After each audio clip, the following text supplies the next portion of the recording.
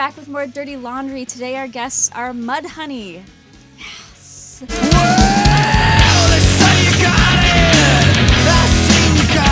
You guys have been going at it for about 4 decades now. Have you ever had... I've actually been going at it for a little over 5. Little over 5. I'm still on my 4th. Right on. Did you ever have any thought of breaking up? No, Steve and I have been together since like 83, and we've been... We had like a 2 or 3 month separation in 85, but we won't talk about that right now. No. It's painful. It was painful? That was rough. It was rough. You don't want to talk about it? Oh, I'll talk about it. He left Green River. Why did you leave Green River? Because I didn't particularly like playing the music. And then 2 months later or so, he joined the Thrown Ups, which I had just joined as well. So that was the only time we have not been in at least one band together. Your band, Mudhoney, took off after playing a show in Berlin. Do you remember that gig? Yeah. I remember it mostly because there's video footage of it.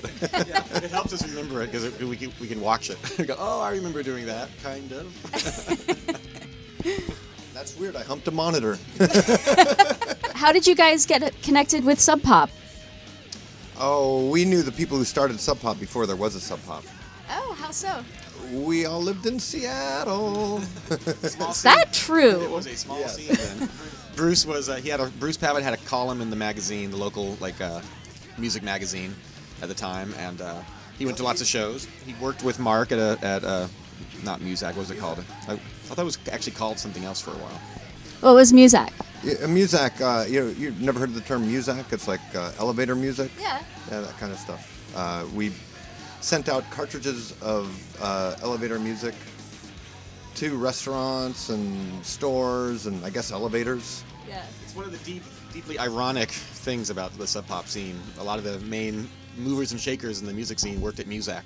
What do you guys do for a living when you're not doing Mudhoney? I work in the warehouse at Sub Pop. Cool. I sell records online on eBay and Discogs.com. Used Nice. records. I'm a record hawker. Really? That's why I listen to things like all 4 sides of the first 2 Chicago of Authority records. Oh, that's pretty cool. I want to do that when I grow up. Guy, our bass player, is a registered nurse, which is why we are so fit and healthy at the advanced ages that we are.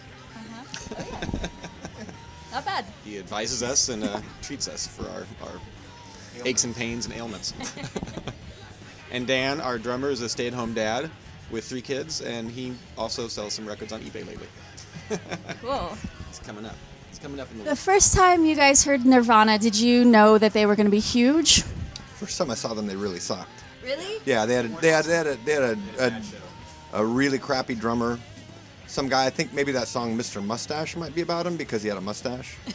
And it was just kind of like, They'd recorded with Dale Crover before that show, but he didn't stay with them.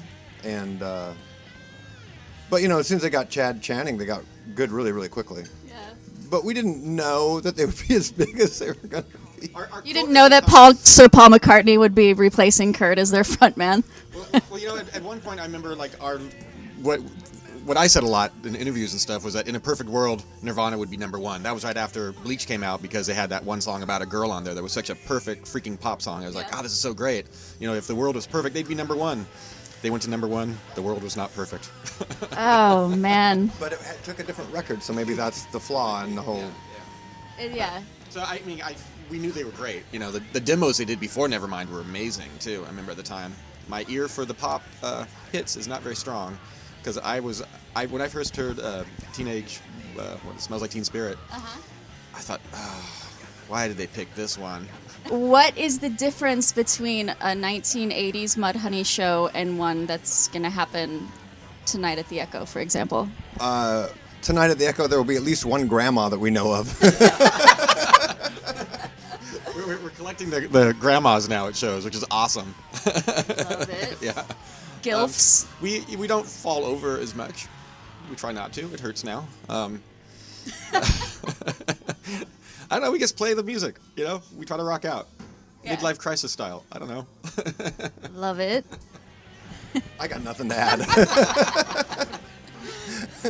Mark's backbends are not quite as epic as they once were, but he can still hit them sometimes. Go ahead, I got you. Oh, no. I'm gonna spot you. I gotta be moved, man. Do you have any advice for the young up and comers? My only advice would be just, keep the music as an end to itself, and instead of like a goal to get something. Yeah. And mine would be to play with your friends. To It's not a business prospect. It's something fun. Do it with your friends. If it works out, awesome. But you'll have more fun that way than auditioning people and treating it as a business thing.